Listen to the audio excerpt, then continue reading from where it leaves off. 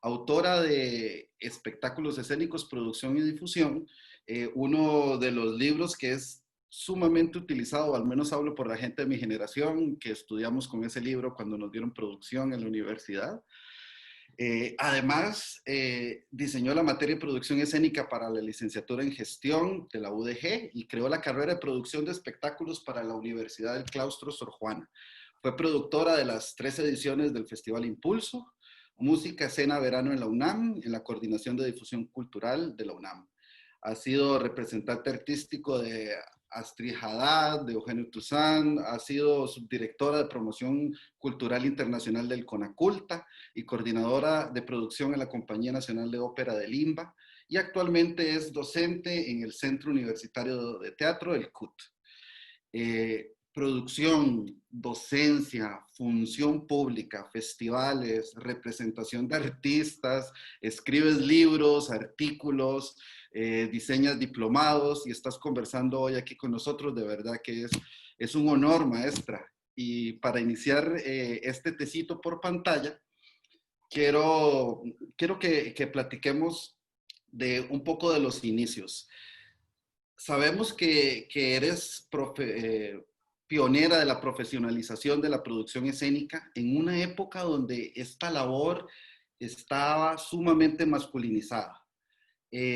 Cuéntanos acerca de tus retos como mujer productora de grandes eventos y con poder de decisión en un contexto como este.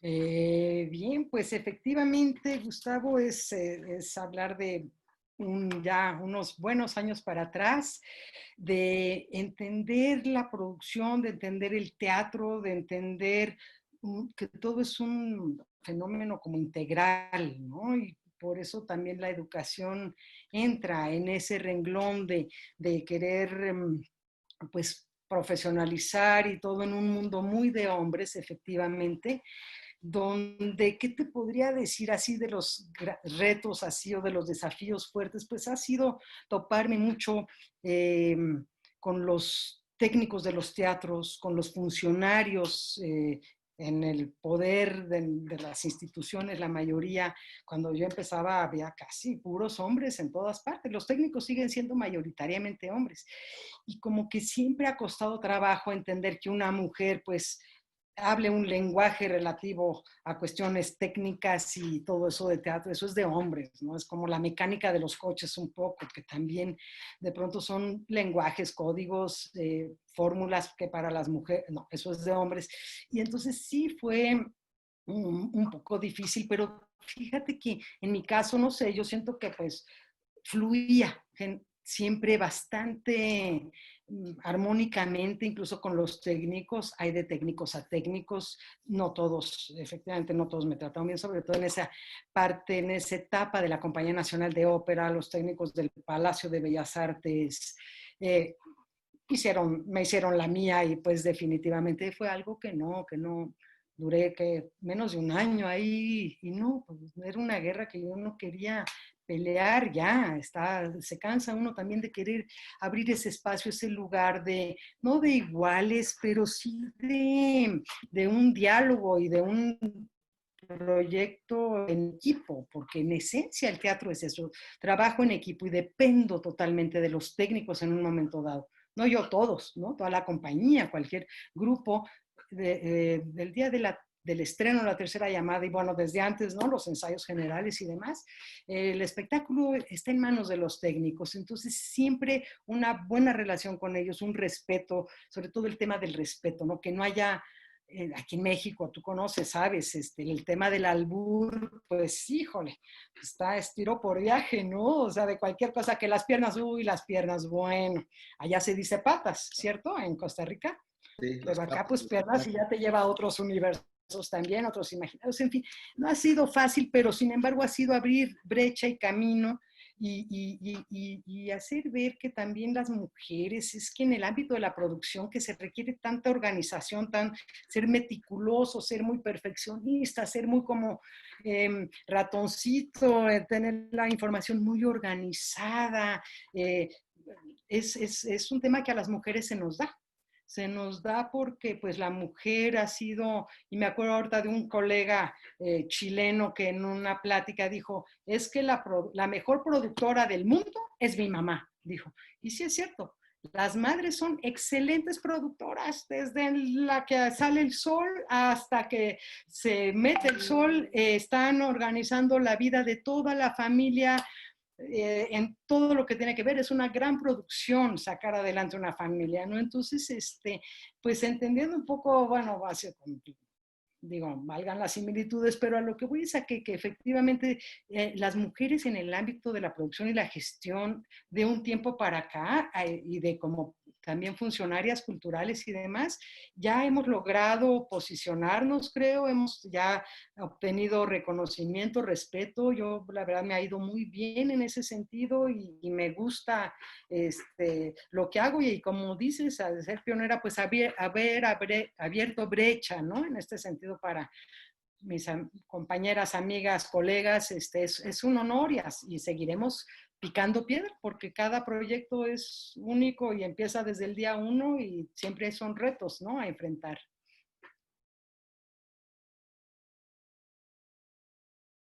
Yo le tengo que contar que aquí en Costa Rica justo ayer estaba viendo una plática del programa En Escena donde se dieron cita varias mujeres que participan del sector técnico. Me dio muchísimo gusto y también iniciativas destacadas del teatro costarricense y alta gerencia en producción escénica en el país pasa por manos de mujeres. Entonces, sin duda, gente como usted, maestra, que abrió brecha, ha tenido eco.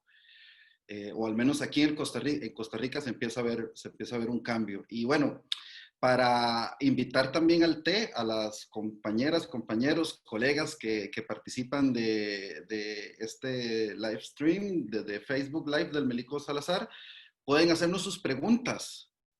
Vamos a estar poniendo información de la maestra Marisa de León aquí en los comentarios y también ustedes déjenos sus saludos, sus comentarios, sus preguntas y al final de esta plática vamos a tener un espacio para interactuar con la maestra Marisa de León. Eh, Así como los diferentes sabores del té, maestra, ¿qué nos podría compartir acerca del proceso de profesionalización de la producción teatral en América Latina? Desde tu mirada, desde tu andar. Pues que falta mucho camino que seguir recorriendo y caminos pues siempre habrá y habrá que transitarlos. Yo creo que a diferencia de otros países, de otros contextos, realmente la parte de la producción y de la profesionalización, ha avanzado mucho. En los 20 años que yo llevo dando talleres, y te podría decir que la primera vez que yo salí de México a dar un taller fuera fue a Bolivia en el 2002 y, y en ese momento fue empezar a conocer y a reconocer la realidad latinoamericana, ¿no? Desde entonces hasta la fecha. Y bueno, ha habido avances, han pasado cosas, ha habido más diálogo, intercambio, comunicación, movilidad de especialistas, de profesionales, y eso yo pienso que ha ayudado. El hecho de que en los talleres, perdóname, que en los festivales internacionales de teatro o de artes escénicas, como en el caso del FIA en Costa Rica, den espacios para la formación es fundamental y eso yo creo que ha ayudado mucho a elevar la calidad de los espectáculos, de las producciones en general en los diferentes países. Sin embargo, efectivamente falta mucho trabajo, mucho camino. Continuidad sería también una palabra, seguimiento, sistematización. O sea, a mí, por ejemplo, me invitan, yo fui a Costa Rica en el 2009 y después hasta el 2017, ¿no? Entonces, allá se sembró en aquel momento, me acuerdo, una semilla importante y hubo, pero ya después que los presupuestos, que las agendas, incluso ahí sí yo estoy súper de acuerdo, que vayan otras miradas, otras voces, ¿no? Hablar de su experiencia, compartir materiales, herramientas, me parece fundamental. Pero sí creo que ha faltado un compromiso mayor por parte de las instituciones educativas, de los gobiernos de los estados, poder fomentar y potenciar más el tema, sin duda alguna, de la Ma- educación. Maestra, una provocación a partir de lo que nos está contando. Si ahorita vamos a tener un momento para hablar sobre su perspectiva sobre lo institucional. Pero antes, relacionado, digamos, a la escena independiente, a la creación independiente. Le lanzo, como le decía, una provocación. ¿Cree usted que exista una correlación entre la profesionalización de las estructuras de producción y la calidad de los espectáculos en América Latina? ¿Cree que van de la mano? Casi te podría decir que es directamente proporcional. Inviértele a la formación, inviértele a la educación, a tener profesionales preparados, capaces de, mira, sobre todo en el ámbito de la producción, lo importante es la toma de decisiones, creo yo, mucho. ¿No? Entonces eso pues implica juicio, implica criterio, implica ciertos conocimientos de todo en términos de contexto y de análisis de muchos factores. Es multifactorial la producción escénica porque tienes que ver con muchos ámbitos, ¿no? De lo político, de lo económico, a veces de lo turístico, a veces ahorita, por ejemplo, de la salud, ¿no? Cómo la comunidad artística ha tenido que dialogar y negociar con el sector salud para ofrecer sus servicios. Por ejemplo, en mi país eso ha pasado, los talleres de escenógrafos y todo eso, a partir de la iniciativa de un escenógrafo muy querido en México, de Sergio Villegas, empezó a promover que fueran los talleres de escenografía y de todo esto que hicieran camas desarmables y practicables, incluso hicieron un hospital en Cuernavaca, o sea, se pusieron las pilas y por ahí los contrataron y todo ese sector pudo salir adelante. No pasó lo mismo con otros, como de los actores y todos esos que estamos pegados en actores, directores, dramaturgos y demás, que estamos pegados en las pantallas conectándonos con el mundo, ¿no? Entonces, la gente preparada, la gente formada, y lo vi en mi caso, o sea, yo soy propio ejemplo de que en la medida en que me fui leyendo, fui preguntando, fui hablando, fui investigando, fui viajando, fui comparando, fui discutiendo, fui elevando mi nivel y mis capacidades y habilidades en el ámbito de la producción. Y ahí fue donde los hombres dijeron, ah, no, pues esta sí sabe de piernas, ¿no? Y ya se cambió el diálogo también, porque efectivamente yo lo he visto y a mí me pasa con mis alumnos mucho, ¿no? Cuando apenas entran por primera vez a un teatro y no manejan los códigos, porque hay todo un lenguaje en muchos sentidos, ¿no?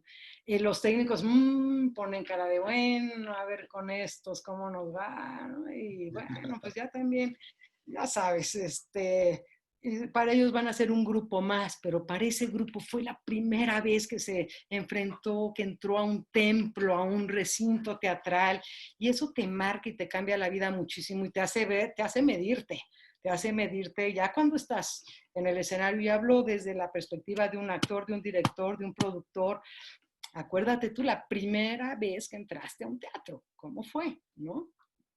Y de ahí, si te va bien, o te das cuenta y dices, no, hombre, pues ahora sí, como me dijo un muy querido amigo, esa frase que uso tanto, de faltan libros en el equipaje, ¿no?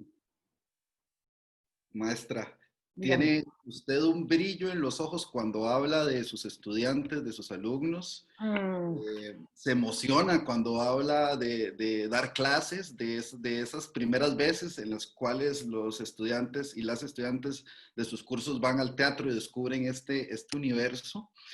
Entonces yo quiero que vayamos por ahí un poco. Vamos a cambiar, sin embargo, como a una infusión más amarga.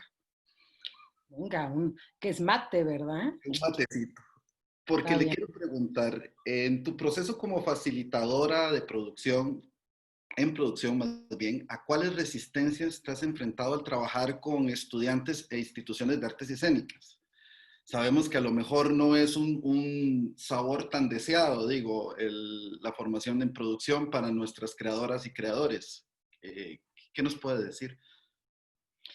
Es interesante tu pregunta, Gustavo, porque mira, por ejemplo, Vamos a ver, cuando armamos la carrera de producción de espectáculos escénicos, mi socia Silvia Peláez y yo le apostábamos a que, bueno, a ver cómo, bueno, la respuesta fue de gente interesada, más de 40 en la primera generación, y eso se volvió y se ha mantenido desde el 2005, y esa carrera, aunque ya no pertenecemos, ya no formamos parte, ya no nos, ya hubo un, como en las buenas familias, ¿verdad? Hubo un desaguisado, hasta en las mejores familias.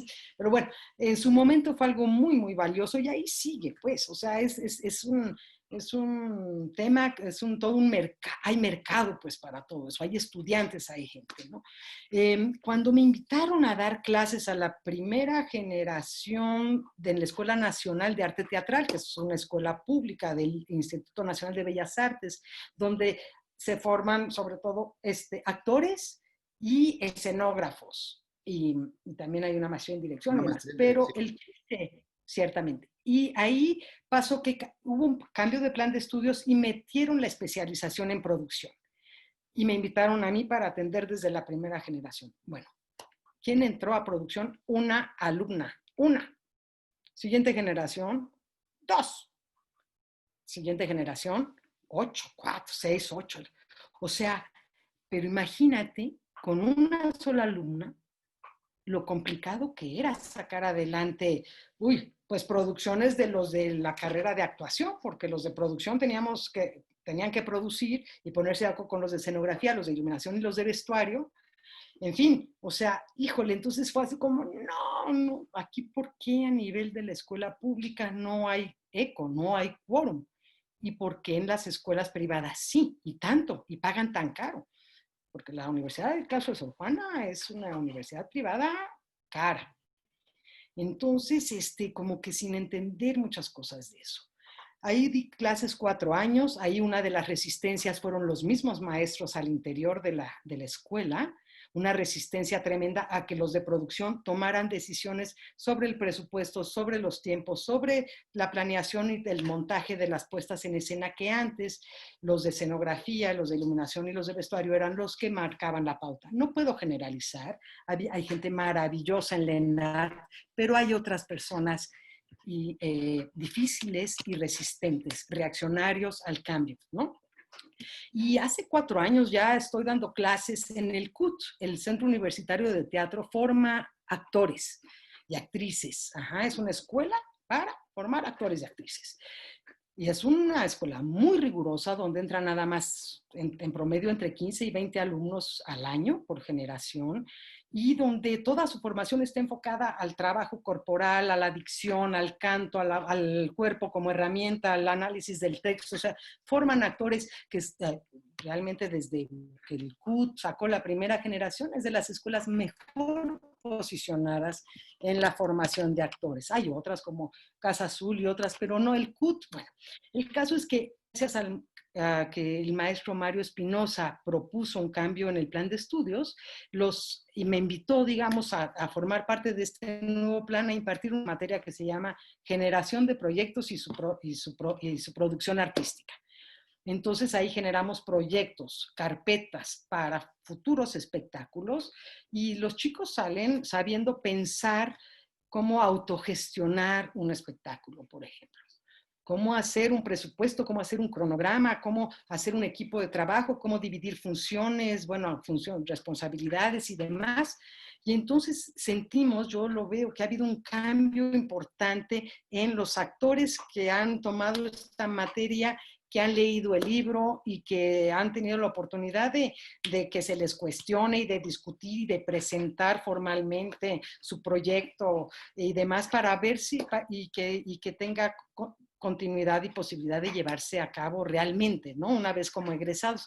Entonces, ha sido una experiencia de muchos años de irle buscando diferentes maneras, que ahora pues hay muchos retos por delante en este sentido, ¿no? Antes de ir con los retos, me llama muchísimo la atención porque estamos hablando de México, un medio escénico que cuenta con un poco más de 400 festivales financiados solo por el Estado, más los de lo independiente, un medio sólido, un medio comercial independiente sólido, una producción, un apoyo estatal a la producción independiente también de las más fuertes en América Latina. Pero entonces no hay tantos perfiles pensando en este mercado, no sé, me llama la atención. ¿Qué opina usted, maestra? A ver, perfiles, ¿cómo qué te refieres? ¿A perfiles profesionales dentro del ámbito de A personas queriendo estudiar producción, por ejemplo, en las carreras o en los lugares donde se da producción en México, teniendo un mercado tan amplio? Ciertamente, pues es que son pocas las oportunidades, realmente. Está lo que te comenté, el claustro de Sor Juana, está la ENAD, en el CUT no, porque ahí vas para actor, que aprendes un poco de producción y entonces ya tienes idea y está buenísimo eso. Está en la carrera de literatura dramática y teatro en la Facultad de Filosofía y Letras, pero ahí se van por una cosa que le llaman teatrología y tal. En la NAHUAC, de una universidad privada, también cara, pero ahí lo enfocan más a la industria del espectáculo y en un ámbito más bien comercial. En fin, no hay muchas oportunidades. De hecho, pues la mayoría de los que nos dedicamos a esto fuimos autodidactas, nos formamos en el camino y ahí digamos que lo que a mí me ha favorecido, lo que me ha posicionado, lo que no sé cómo decirlo, lo que me ha ayudado mucho es haber trabajado y dedicado mucho a crear un método, un sistema de trabajo dentro de la producción, que yo sigo usando los mismos formatitos desde hace, puchala, bueno, no los he mejorado, ¿no? Claro, pero a lo que voy es a que aunque ahora hay grandes softwares y posibilidades técnicas tecnológicas y demás, para mí el armar una ruta crítica en un Excel sigue siendo para mí la base del asunto, pues, ¿no? Entonces, bueno, en fin, todo un método, un sistema de trabajo que también no es fácil. A la gente, la mayoría de la gente quiere estar en las tablas, o dirigiendo, o escribiendo, o actuando, y para eso hay mucha oferta. Hay muchísimas oportunidades de formación para actores, para dramaturgos, para directores, para diseñadores, y eso no tanto tampoco. O estudian arquitectura y luego ya se van o bueno, ya en la ENAD sí hay, pero a lo que voy es a que efectivamente a mí no me gusta llamarle industria, ¿no? Es un sector muy amplio y con muchas oportunidades de trabajo. Bueno, ahorita quién sabe, ¿verdad? Pero, pero de formación muy limitada, muy limitada. Y también ahí el contar con publicaciones, el estar en activo, siempre haciendo producciones y siempre en la docencia, me ha permitido llevar esos dos mundos de manera paralela y tratando de que mis alumnos sean mis asistentes después o en las producciones que trabajo, hacer una sinergia de todo esto, no tener una vida disociada y esquizofrénica, sino que, te digo, es integral, es un todo esto. Wow, es una súper bonita perspectiva escuchándolo desde la producción. En realidad, poder entendernos así como equipo de trabajo, yo sí creo que cualitativamente mejora todos los recursos expresivos en la escena. O sea, la armonía en el equipo nos potencia en la escena. Y partiendo de lo que nos hablaba maestra de enfrentar el contexto actual en el ámbito de la educación, ¿cuáles son esos retos que identificas hoy día en la educación de la producción teatral? Uf, híjole, pues son bastantes cosas, pero más que nada, recientemente estuve platicando con unos colegas, ¿no? De cuál es el nuevo rol del productor ejecutivo, ¿no? El productor empresario con el dinero, ese tenemos otros retos, ¿no? Pero de la producción cotidiana, ejecutiva, de hacer que las fantasías se vuelvan realidades. Entonces, pues, y con el miedo, un poco el temor, yo les planteaba a mis colegas, bueno, ¿y ahora qué todo el tema de la sanitización va a ser problema de producción? Nos vamos a volver los encargados de supervisar que haya gel, que haya tapetes tal, que haya mascarillas, o sea, eso nos va a quitar mucho, mucho tiempo. ¿Cómo va a ser eso? ¿Qué va a pasar con el papel del productor? Y bueno, llegamos a la conclusión en una plática muy padre que tuvimos en estos días, de que pues no, que como todo es un trabajo en equipo. Y les toca a los técnicos tener cuidado con la parte técnica y a los de tendencia con los camerinos, pero además ahí sí con los camerinos, yo en lo personal soy bien obsesiva y sí tendría especial cuidado porque los camerinos, pues es un lugar íntimo para los actores y todo, y los baños, en fin, todo eso. Y el público es otra parte importantísima. Pero en los teatros oficiales, digamos, si hay áreas de atención al público, les corresponderá a ellos hacer todo. Y si al productor, como siempre, estar viendo el bosque, no el árbol, estar entendiendo, ver que en el lobby estén pasando las cosas, que haya las cosas, quién las puso, cuánto costaron, y eso a mí no me importa, pero es responsabilidad de ellos y es algo, además que no es una sorpresa, va a ser tener que estar hablado desde antes, ¿no? Se vienen retos también mucho en cuestiones de, pues, del rediseño de, de dinámicas por un lado, por otro lado también te podría decir, no sé, pensaría que en términos esto de la educación y todo eso, pues que ahora se tienen que incluir materias relacionadas con protocolos. Bueno, nosotros los productores tenemos que hacer ya tomar esa otra capacitación fundamental en protocolos de higiene y de todo eso, ¿no? Y de poder transmitir esa confianza. Es que creo que lo que va a costar mucho trabajo es recuperar la confianza. Esto del síndrome de la cabaña y de salir de tu casa y bueno, irás conquistando espacios sociales del ámbito público poco a poco, pero ir a un teatro, ojalá la gente no se tarde mucho en hacerlo, porque en cuanto se abran, pues se va a requerir que la gente ocupe una butaca para poder funcionar, ¿no? Sin embargo, pues para eso falta y está mucho en toda la comunidad también transmitir esa confianza de que la gente puede ir al teatro y no se va a infectar, al teatro, al concierto, a la ópera, lo que sea. No sé. Por otro lado, también creo que hace falta esto de las nuevas materias que tienen que ver con el uso de nuevas tecnologías y de poder conocer y entender plataformas que nos permitan comunicarnos y estar pues haciendo frente a todo lo que se venga. Es un futuro tan incierto, pero yo quiero confiar en que se va a regresar a los teatros, se tiene que, pero esto otro, la modalidad virtual no se va a acabar, ni tampoco va a competir, viene a sumar. Y el chiste es entonces ahora volverte un productor que sepas producir en línea, literalmente, ¿no? Y sepas también producir en campo, productor de campo, puedes estar manejar los dos lenguajes y todo, y si te dicen el software y el no sé qué, saber de qué te están hablando y de las plataformas y de todas las nuevas tecnologías, y digo, muchísima gente por primera vez en su vida usó Zoom, ¿no? En esta pandemia, o Classroom, o otras plataformas que hay. Yo afortunadamente pues ya llevo rato y conocía todas estas, entonces rápidamente me pude enganchar y familiarizar, pero para mucha gente está siendo muy difícil y hay que sensibilizarla y hay que educarla y todo es un tema de reeducar en muchos sentidos todo esto que estamos planteando, Gustavo, creo yo. Maestra, vieras que tenemos el cuadro de los comentarios llenos de amor, de saludos, de muy buena energía, ¿verdad? Entonces le voy a dar el pase a Irene para que nos cuente un poco de las personas que están saludando a la maestra Marisa desde el Facebook Live. No, qué bueno. Hola. Gracias. Sí, Marisa, tenemos muchos saludos, agradecimientos, abrazos. Nos saludan de Argentina, de Colombia. Tenemos una pregunta por acá. No sé si quieren que la haga en este momento para que no Las quede preguntas las hacemos hacia el final mejor. la dejamos para el final, perfecto. Entonces sí, aquí que la Morecita y yo te mandamos un abrazo.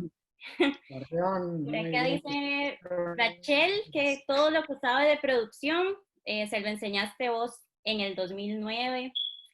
Maestra, acá todas las personas se llaman maestra, te admiran un montón y están súper contentas por el espacio. Sí, muy agradecida a las personas de tenerte, Marisa. Muchas gracias. Qué padre, muchas gracias. Mucho amor le mandan desde las redes del Melico. maestra. Y para continuar, Ujú. desde tu experiencia, Marisa, ¿por qué sería importante o no para las personas creadoras independientes conocer las herramientas para producir con el Estado?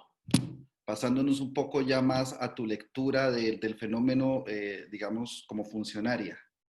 ¿Qué les podrías decir desde esa óptica a los creadores independientes? Pues mira, para empezar eso de independientes creo que es bastante relativo. La mayoría, por lo menos en mi país, sí están muy subsidiados y acompañados desde hace muchos años por el Estado y subsidios y tal. Aunque ahorita hay un reclamo tremendo por parte de la comunidad artística de lo que está pasando a nivel gobierno con la Secretaría de Cultura y demás. Pero bueno, Una gran lo que conversación, una gran que, perdóname. una gran conversación y es esa, eso da para que nos juntemos en otro, en otro conversemos. Correcto, tienes razón.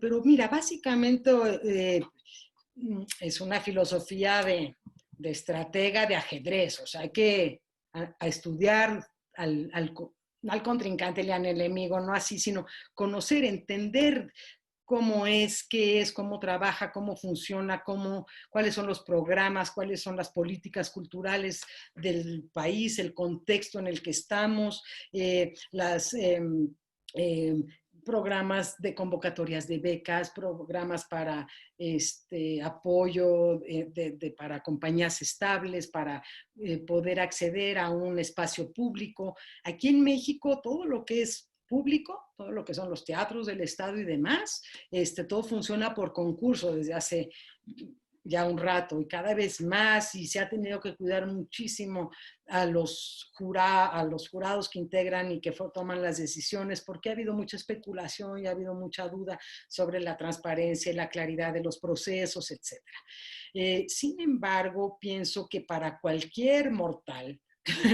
este, independiente, o porque todos pasamos por diferentes momentos, ¿no?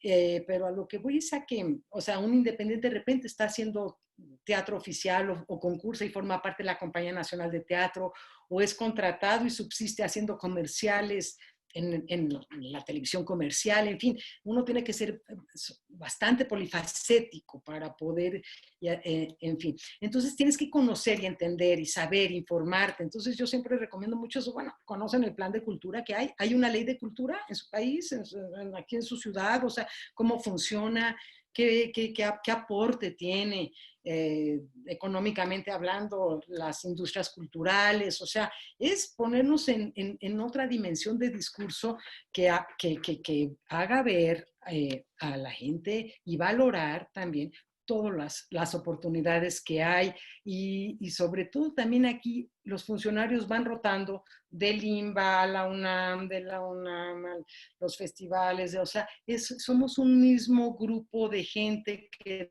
desde hace muchos años estamos construyendo este país y es lo que nos toca mientras estemos vivos. Y hay que dejar una buena herencia y un buen aprendizaje a las nuevas generaciones que son las que vienen y que ya nos están desplazando en muchos renglones y que están con una avidez y con una capacidad de uso de las nuevas tecnologías que los que no crecimos millennials, pues ha estado difícil a veces también alcanzar esos, ¿no? Entonces pienso yo que de alguna manera, entre más sepas y conozcas de las políticas de tu país, cómo están conformadas las instituciones, quiénes son los funcionarios en turno, cómo se maneja todo ese mundo, y no nomás estar siempre criticando y hablando mal del gobierno y de las decisiones y de los presupuestos y todo eso. Hay que participar, hay que estar activo, hay que estar, pero eso a veces también uno no encuentra los canales, ¿no? Y las formas por ejemplo, ahorita en México está habiendo un movimiento importante desde el año pasado para hacer la ley de cultura, la ley del teatro, que no hay, ¿no? Para muchos países somos ejemplo de mucha cosa, de infraestructura y de instituciones y del apoyo del gobierno, pero no hay una ley del teatro, no hay seguridad social para nadie del sector, no hay, un montón de cosas, estamos muy débiles, muy carentes, y otros países como Brasil, Colombia, Argentina nos llevan la delantera en varios aspectos y la comunidad está muy organizada. Aquí por momentos, ¿no? Ahorita ha sido un momento interesante de ver cómo se están armando los grupos y cómo se están moviendo las cosas, pero vamos que toda esa parte también forma parte de, tú no puedes hacer una obra de teatro y querer pedir una beca y un apoyo si no sabes cómo se arma todo un proyecto y con qué lenguaje también tienes que, con qué nivel tienes que presentar tus cosas y dialogar y relacionarte. Es un tema para poder sentarte a dialogar de tú a tú de pronto con un funcionario y hacerle ver lo valioso de tu proyecto, lo importante de hacerlo, ¿no? Entonces, si no conoces, tú no sabes ni cómo dirigirte al señor, ¿me entiendes? Al licenciado, que a veces también es gente que no conoce mucho, es la verdad, ¿no? Maestra, y pasándonos a la coyuntura actual y siguiendo un poco por esta línea, ¿cuál piensas que es el papel del Estado frente a la producción teatral? Hablando de la circunstancia actual. Pues te puedo hablar de... perdón, pero esa pregunta meritaba un trago de tequila y un brindis. O sea, Salud, con todo el maestra. público ¿Cómo que no? nos está Yo la viendo. acompaño como un matecito. Está bien, cada quien. No, yo te dije un té, pero un tequila, por favor. Venga. Entonces, el Estado pues tiene muchos retos. Aquí en mi país hay un discurso ahorita de un recorte del 75%, tres cuartas partes, o sea, 75% es un montonal del presupuesto operativo a todas las instituciones culturales. Entonces, eso es una sangría impresionante. Es demasiado dinero. Entonces, pues estamos muy preocupados. Están cerrando teatros, están pasando cosas que no nos imaginábamos que con este gobierno por el cual se votó y están en el poder y todo, estén pasando lo que está pasando. Estamos un poco sorprendidos y preocupados. Te soy sincera, es mi percepción personal. Y de muchos también, porque justamente hemos estado dialogando al respecto en muchos foros y espacios, ¿no? Pero a ver, la coyuntura más práctica, porque lo otro es muy profundo y eso amerita otro espacio también y mucha discusión y con representantes de diferentes frentes, diría yo. Pero desde lo que yo observo en términos de la producción, es que se viene un reto interesante en términos de inversión en infraestructura, en mantenimiento, en capacitación, en una especie también de rediseño de espacios. O sea, ahí están los teatros, van a operar al 30% de su capacidad. Hablemos de los del Estado, ¿no? Porque a un productor privado eso no le está resultando, entonces están ahorita buscando otras fórmulas y viendo cómo sacan el asunto. Pero el Estado va a tener que volver a abrir sus teatros, espero, y a reprogramar y todo eso. Y entonces que cada 3 lugares una butaca y tal. Entonces es una oportunidad muy interesante para un rediseño de espacios. De una inversión en una nueva infraestructura, porque esto ya es para adelante, ¿eh? O sea, esto, vamos, se van a encontrar nuevas maneras y bla, bla, bla, pero pienso que un reto grande es rediseñar desde el lobby, desde la entrada, desde la taquilla, desde la butaquería, los accesos y salidas de emergencia, por ejemplo, aquí en México, que es una tierra de sismos y de temblores. En el momento que hay una sacudida, todo mundo, o sea, todos los protocolos de higiene, ¿cómo se diría en un lenguaje que no quiera decir, vale madre, pues? Porque toda la gente va a ver por su vida y va a salir por la puertita de salida de emergencia que hay, ¿no?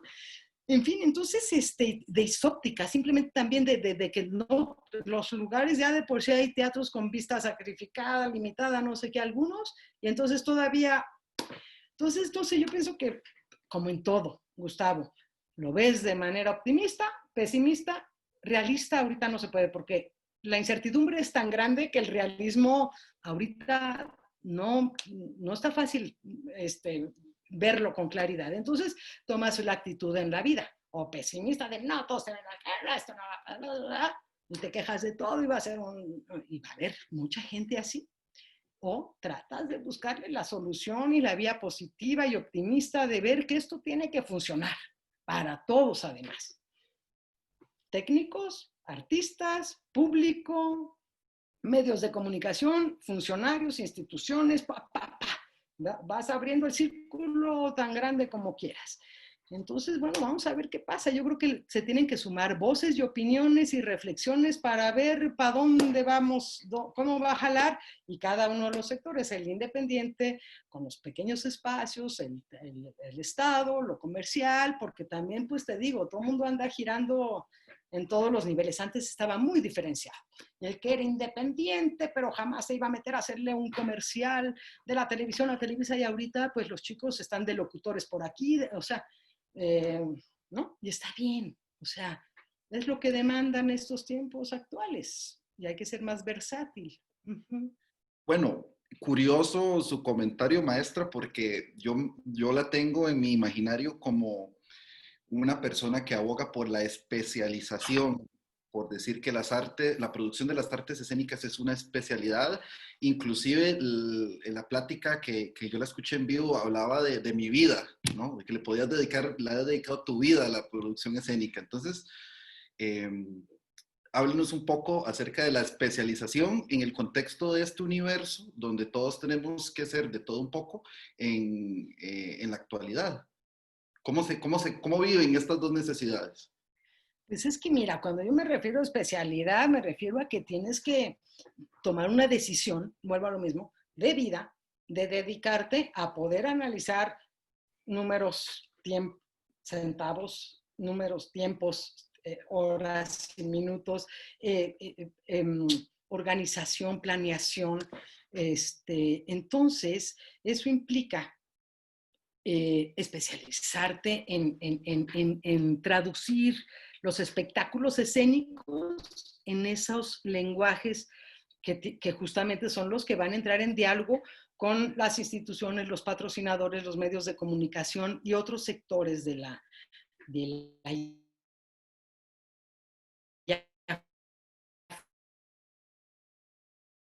pues, Hoy tenemos unos problemitas de conexión. ya se retomó. Sí, me salió un letrerito de su conexión es inestable. No es solo la conexión. Estamos de nuevo, maestra. Gracias, perdón, no sé qué pasa, pues ya ves estas conexiones. Entonces, bueno, decía yo que se requiere de una especialización porque para producir es tiempo completo. Entonces no puedes estar de actor y de director y de iluminador y además produces. O sea, se puede y muchos empiezan haciendo de todo y es parte de la formación también, pero llega un momento en que en el ámbito de la producción y lo que de pronto pues sí nos hace ser productores es poder tener la capacidad de traducir a diferentes lenguajes lo que es la magia del espectáculo, ¿sí? Poder traducirlo en dineros, en tiempos, en organización, en quién hace quién, en dónde está quién haciendo qué, o sea, todo un sistema de trabajo que te permita, pues eso, ver el bosque y no el árbol, ¿no? Ay, a ver si no la perdón. No, no hay ningún problema, maestra. La maestra Marisa de León nos contaba que tiene a sus perrijos en el departamento y entonces que posiblemente querían participar. Pero bueno, les mandamos un saludo también al equipo de producción de la casa. Paca, una disculpa, algo pasó en el jardín que salieron disparados ladrando, una disculpa. Ya los dejé afuera. Estaban aquí muy atentos, muy interesados en tus preguntas y en tu diálogo y tratando de descifrar tu triángulo de allá atrás, pero bueno. Muchas gracias, maestra. Mencionaba usted algo y es que en México también pasa aquí y en otros contextos donde funcionarios que participan en una institución, más adelante en otra administración, retoman en otras instituciones, en otros papeles, en otros roles, y de alguna manera se va dando vuelta al personal y al recurso humano de gestión y cultura. Eso quiere decir que sabernos, como lo decía usted, sabernos relacionar de una manera inteligente y práctica con las instituciones nos va a dar ventajas. Entonces, hoy en día a las agrupaciones que están haciendo hoy. Hoy ese grupo de chiquillos, chiquillas que están haciendo un grupo de teatro. A esas personas que exactamente en julio del 2020 se están agrupando para hacer un proyecto escénico, ¿qué le dirías? ¿Qué le dirías vos desde la óptica, desde tu experiencia como funcionaria? ¿Qué consejo le darías a estas personas que inician hoy y que pretenden relacionarse con el Estado desde las artes? Ok, pues mira, yo pienso que es básicamente estar muy claro en tu proyecto, poder dar respuesta a cualquier pregunta que te hagan, poder establecer un diálogo justamente abarcando toda la información que dé respuesta al qué es, cómo es, por qué es, qué es, para quién lo hace, para dónde es, cuándo, cómo, cuánto, ¿no? Entonces, cuando logras traducir tu espectáculo en respuestas muy objetivas, muy claras, muy puntuales, no se sabe todo desde el principio, es un caminito que vas trabajando, ¿no? Y vas con tu equipo de trabajo buscando estas respuestas y tratando de entender hasta poder aterrizar todo en un documento. Yo sí pienso que papelito habla y que nos ayuda mucho a poder objetivizar el proyecto. Y también, como bien diría mi querido amigo Jorge Dubati, a producir conocimiento, a poder realmente entender que estás creando un proyecto que va a aportar algo y que va a dar algo nuevo, algo diferente, ¿no? Y que estás produciendo información, conocimiento, experiencia y tal, para ofrecer un producto, un bien, un servicio cultural, según donde te muevas, pero finalmente si hablamos de espectáculos escénicos, pues sí diríamos que se trata de lograr la mejor experiencia para todos. Como decía también un colega productor, producción es igual a planeación y diversión. Y sí es cierto. Por Es muy favor, bonita esa frase. necesitamos divertirnos más, necesitamos Tal divertirnos, cual. sobre todo hoy en día. Maestra, Sí, señor. Va por ahí. su, su libro, por cierto, el Producción y Gestión de Espectáculos Escénicos, está cargado de buen humor. Las anécdotas me encantan. Desde historias de verdad de que se cayó un piso completo hasta fórmulas muy prácticas de cómo solucionar el día a día de la intríngulis de la producción. Entonces, yo siento que este libro recoge una amplia experiencia y por lo tanto alguna suerte de metodología. Háblenos un poquito del camino, de la construcción de su metodología, si es que estoy en lo correcto, y tal vez del camino del hacer este libro y lo que se ha encontrado usted tanto haciéndolo, como el camino que ha tenido el libro, porque está en España, está en Argentina, lo he sabido que forma parte de clases de producción en muchísimos lugares del mundo. Entonces, cuéntenos un poquito este tema del bestseller en producción que tiene usted entre manos. No, ay, hazme la buena. Pues mira, básicamente es un libro resultado de, de la carencia, de que no había libros. O sea, en eso te podría como que resumir toda la historia de este libro, porque justamente cuando yo empiezo a hacer producción, yo estudié actuación, como bien dijiste al principio, ¿no? Y era tal el tema de la producción que nadie la resolvía y que nadie atendía los asuntos sobre la escena de los estudiantes, pues entonces que fue empezar a ver, a bajarme del escenario a resolver cuestiones de producción y darme cuenta que allá había un mundo maravilloso de amplio donde no había nadie haciendo nada de eso. Pero entonces, ¿cómo se hace eso? ¿Y a quién le pregunto? Y tal. Entonces, bueno, fue empezar desde muy chica, de hecho, en un grupo de teatro independiente en el que yo entré a los 13 años, imagínate, si me salió a los 18 para estudiar teatro. Y empecé a trabajar como asistente del asistente del asistente. Y ahí fue empezar a jalar el cable y a llenar la caja y a poner el maquillaje, lo que fuera, todo en este mundo maravilloso que es muy amplio y que más vale que sepas un poco de todo porque eso te va a hacer un mejor productor.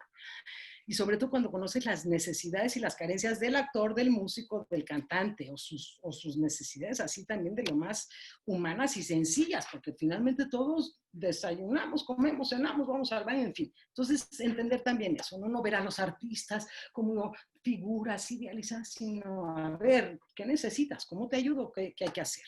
En fin, a la hora en que empiezo a trabajar profesionalmente en esto, pues bueno, empiezo a hacer formatitos, amistades mías que se dedicaban a la producción, me enseñaron, y yo, pues, yo era asistente de estas personas, gente muy querida de Brasil, por ejemplo, a Lili Taylor fue una gran maestra para mí, ella, ¿no? La maestra Jesús Rodríguez, con la que trabajé tantos años, y Liliana Felipe, wow, o sea, con ellas aprendí muchísimo de, a ver, a ver, hazme un papel donde diga perfectamente, a ver, y como acto de magia, ¿no? Prodúcete los formatos y todo. Llega un momento en el que empiezo a viajar y empiezo a conocer que hay literatura al respecto en otros países, en otros idiomas, pero refiriéndose a contextos muy de países con las producciones subsidiadas y donde la participación del gobierno, bueno, es altísima y donde son otras las condiciones. Y entonces empiezo a comprar libros y libros, y a leerlos, y a estudiarlos, y a compararlos y todo, pues esta bibliotequilla de acá atrás que es envidia de muchos, pero para mí es así mi gran patrimonio, mi gran tesoro, toda esta bibliotequita, ¿no? Más otros libros que están allá enfrente y afuera, en fin, no importa. El caso es que pues digo, no, es que aquí en México eso sí, pero no, sí, pero no. Y empiezo a revisar mis materiales y empiezo a ver que se parecen a los de los franceses y los españoles y los gringos y los canadienses unos con otros, pero no, pero aquí, y empiezo pues mire, acá en Francia le ponen además esta otra cuestión. Entonces empiezo como a sumar, ¿no? Del aprendizaje que empiezo a adquirir de manera autodidacta. Y en un momento una muy querida amiga, Raquel Araujo, que se anda por ahí, pues le mando un gran saludo, me invita a publicar algo, a escribir un texto sobre cómo es la producción y qué es la producción. Y bueno, vaya reto, ¿eh? Y lo hice y salió publicado, el primer ejercicio sobre introducción a la producción, se llamaba o algo así, hace muchos años, en una revista del CITRU, del Centro de Investigación Teatral Rodolfo Usig. Ese, ajá. Y después me pide otro de difusión, y fue, digamos, esos dos textos, el antecedente de este libro, que en un momento en que salí del CONACULTA y me quedé desempleada, y dije, bueno, ¿y ahora qué hago? Y me puse a arreglar mis papeles y mis fotos y mis carpetas de trabajo y y empiezo a ver que, oye, que hay un sistema, que hay una, consciente o inconscientemente, entonces, hay material. Y entonces, sin tener la conciencia de la que hoy tengo de lo que es producir conocimiento, ¿no? De lo que habla Jorge Dubati, del artista investigador y de todo este compromiso que debemos tener los artistas, en fin, eso es motivo de otra plática. Pero bueno, pido una beca al FONCA para escribir un libro, y la obtengo la beca y me pongo a trabajar rigurosamente en algo que iba a ser chiquito, y bueno, se volvió un libro al que le fue muy bien. Ese libro, la primera edición se publicó en el 2004 y de ahí hasta el 2013 tuvo 5 reimpresiones, y de repente 10 años después, en el 2014, o sea, si el primero salió en el 2004, ya para el 2014 yo ya no veía las cosas como las veía hacía 10 años. Entonces decidí pedir otra beca al FONCA y reeditar una segunda edición diferente, ahora sí que versión corregida y aumentada del libro, ¿no? El libro en el Inter se publicó en Argentina, en Colombia, se distribuye en España, y bueno, y efectivamente en España muchas generaciones y me ha abierto las puertas mucho. Yo es un libro al cual estoy muy agradecida, y que en esta segunda edición pues realmente hubo un brinco importante y significativo. Hay capítulos nuevos, como un capítulo sobre la organización de festivales artísticos, toda la parte de difusión, tema al que yo hace muchos años ya no me dedico. Invité a un especialista en comunicación, a la maestra Silvia Peláez, igual a mi socia creativa, a colaborar en la nueva edición, en una versión actualizada. En la primera edición no existe la palabra Facebook en el grupo, porque no había redes sociales, no había nada. Y había que actualizar para que el libro siguiera vigente. Y bueno, ahorita a 5 años de la segunda edición, un libro como que nunca se termina de escribir, ya estoy lista para, no, no es cierto, todavía faltaría para una tercera edición, pero vamos, que es un libro que da para mucho tema y qué lástima que no tenga mucha competencia, que haya muy pocos libros. Yo me la paso diciéndoles a mis colegas productores, escribe tus experiencias, sistematiza tu proceso, deja algo para las nuevas generaciones, ¿no? Y ahí falta también trabajo. La gente está muy ocupada en producir, pero no tienen, a ver si capaz que después de esta pandemia resulta que hay una producción interesante de material, ¿no? Vamos a ver, ojalá. Pues ojalá, qué importante, como se repite también desde la producción, la necesidad de sistematizar y de registrar nuestra experiencia. Es algo que Exacto. estamos muy acostumbrados a escucharlo desde el ámbito de la interpretación, desde la dirección, registrar procesos dramatúrgicos, pero me alegra también escucharlo de su parte, que lo habla con mucha propiedad desde la producción. Sin duda es importantísimo empezar a generar estas discusiones. Sí, y en ese sentido a mí me gustaría compartirte, Gustavo, si estás de acuerdo bueno, que me hagas favor para quien esté interesado a través de tus redes y demás. Hay un libro que hicimos el año pasado, varios profesionales de la producción de diferentes latitudes, convocados por el maestro Jorge Dubati para hacer un libro que aquí lo tenemos, se llama Producción Artística Teatral, múltiples enfoques, actas del Congreso Internacional de Teatrología, coordinado por Jorge Dubati. Este libro tiene muchos artículos muy interesantes de pensadores de la producción, y entonces yo lo pongo a disposición tuya y de todo el mundo, no solo yo, todos los autores. Es un libro que tiene 280, más de 280 páginas de reflexiones sobre diferentes temas relacionados a la producción, enfoques desde Bolivia, desde Argentina, desde Chile, desde Colombia, en fin, es un libro súper padre que todo el mundo cedimos los derechos de autor para que circule libremente el PDF, que lo tienes ya en tu poder, para que por favor el que esté interesado pueda revisar ese material. Y Maestra, perdón.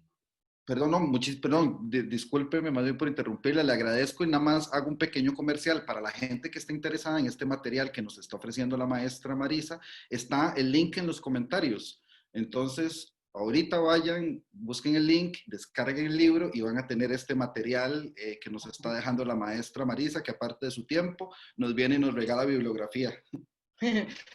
Qué padre, qué bueno. Sí, este libro se publicó, se presentó en el Festival Internacional de Teatro de Santa Cruz de la Sierra, Bolivia, el año pasado, en un seminario coordinado por el maestro Dubati. Y yo en lo personal, el reto que tuve ahí para el artículo que escribí fue una reflexión y una revisión de un ejercicio que hemos venido haciendo hace muchos años, pero que ahorita está interrumpido, en fin, una cosa que se llama los Encuentros Iberoamericanos de Productores Escénicos, que tuve el gusto, el honor de inventar y de organizar 3 en México en el 2009, 2010 y 2014.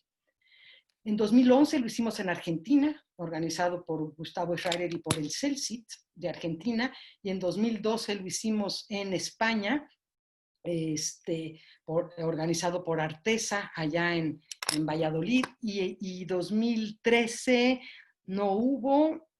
Nos dimos una pausa, nos reunimos el comité, digamos, académico de estos encuentros en el marco del Festival de Manizales en Colombia. Nos abrieron la puerta y dimos talleres y tuvimos ahí la oportunidad de reunirnos y de repensar estos encuentros.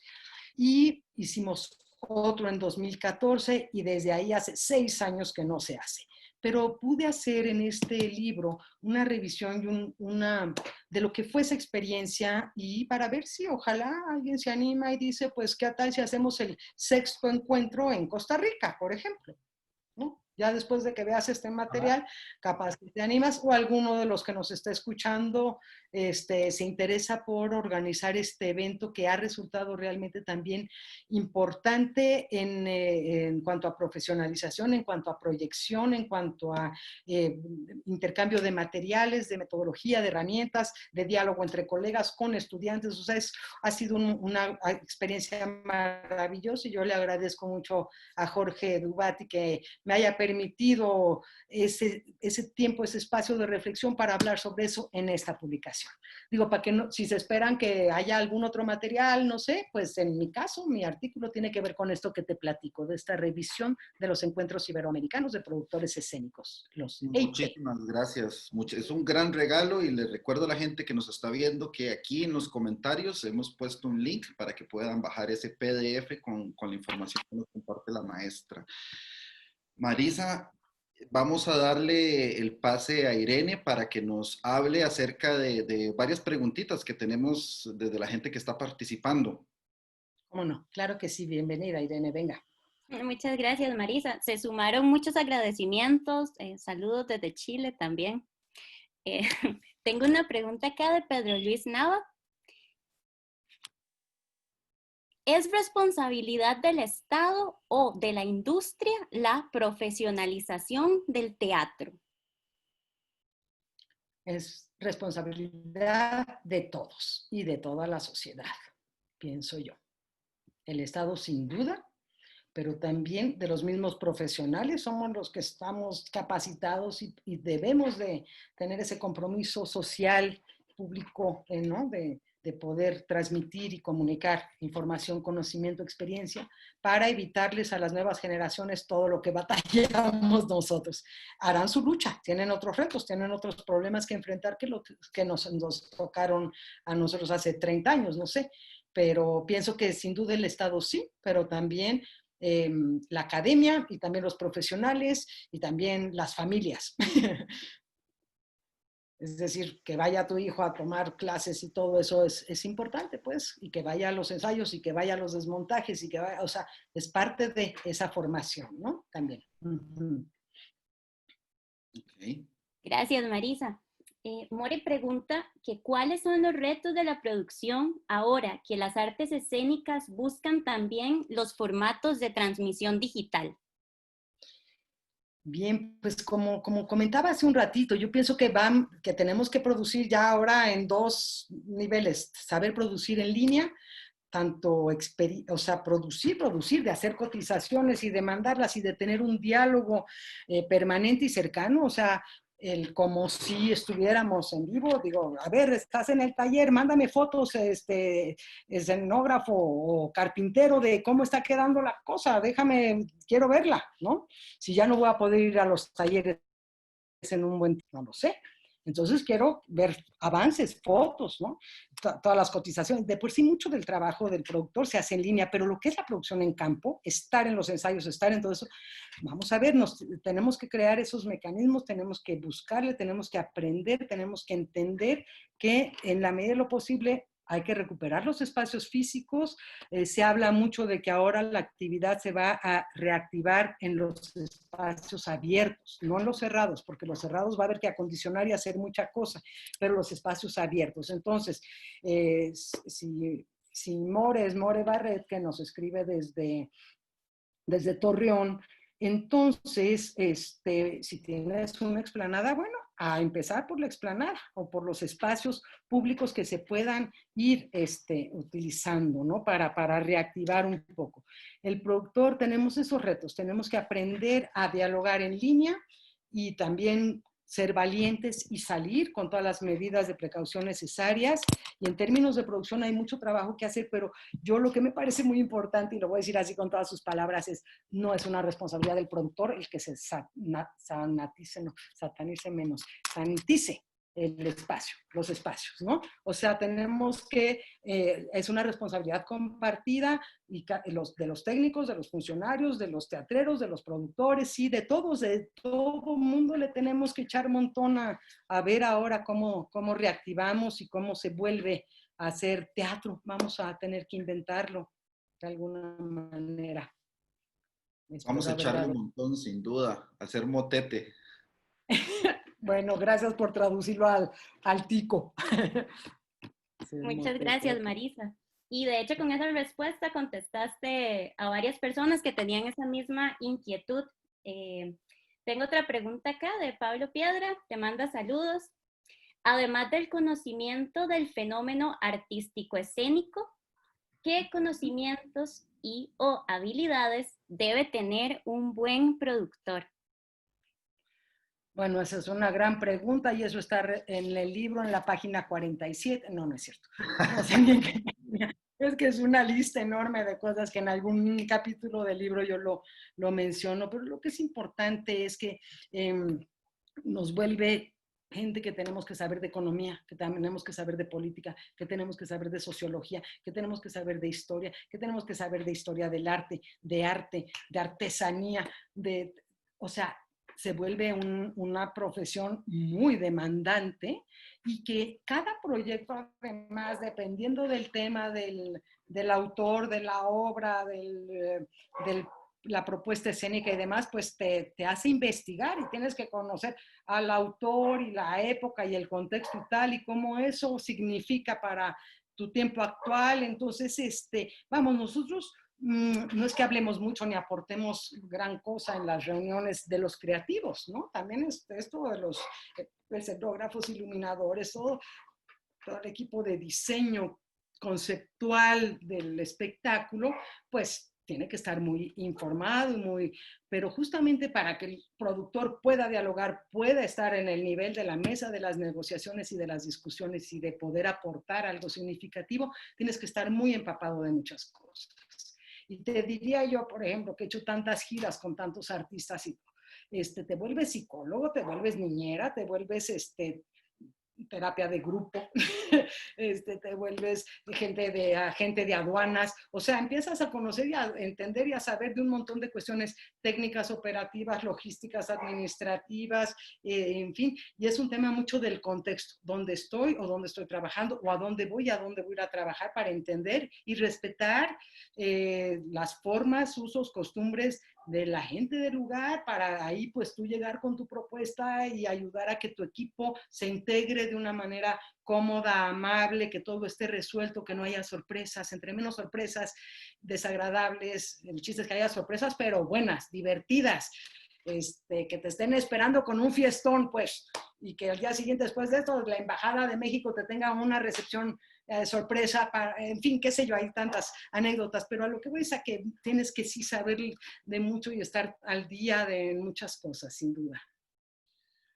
Marisa, esto ha sido una plática riquísima, muy, muy fluida. Ha sido un tecito, en mi caso un matecito, a lo último, Pues yo muy ya me eché un tequila completo, mano, salud. salud. Pues unas palabras para la gente de Costa Rica que te ha dejado tanto cariño por los mensajitos. Tenés muchos fans por muchos lados del mundo, entonces déjanos un mensaje para cerrar en este espacio. Conversemos. Pues tendrá que ser un mensaje optimista, un mensaje esperanzador de que ahorita es un momento y la humanidad y la historia de la gente se hace de momentos. Entonces, este momento, pues hay que sacarle lo mejor, hay que tratar de aprovecharlo lo más posible, hay que valorar lo que tenemos, porque hay muchísima gente en desgracia, hay muchísimas situaciones que son un horror. De veras, está el mundo muy, muy difícil y sin embargo, aquí estamos. Entonces, tenemos que ser positivos y confiar en que esto va a pasar pronto y que tenemos que estar también listos y preparados y con una actitud súper amorosa, como dirían unas muy queridas amigas que lo traducen todo en palabras de sororidad y amor y tal, y me están contagiando de ese lenguaje tan importante que de pronto estamos perdiendo. Y ¿saben qué? Sobre todo la mística teatral, que no se pierda, hay que conquistarla de nuevo, hay que rescatarla. Hay veces que hay que buscar esa palabra en el diccionario a las nuevas generaciones, mística, porque la vida está llena de eso y el teatro más. No sé si con eso sea una manera de cerrar esta charla tan agradable, tan amena, y te la agradezco profundamente, Gustavo, de verdad. Increíble y llenas de esa mística que espero que llegue hasta las pantallas de todos los lugares donde nos están viendo. Cerramos este espacio. Agradecerte, Marisa, de parte de la Compañía Nacional de Teatro y del Teatro Popular Melico Salazar, agradecerte la participación, decirle a ustedes que nos ven allá en casa que el próximo miércoles tenemos más del espacio Conversemos y cerramos aquí, cerramos telón. Muchísimas gracias, Marisa. A ustedes un abrazo hasta sus pantallas y nos vemos el próximo miércoles. Un abrazo. Muchas gracias. Buenas noches. Hasta luego.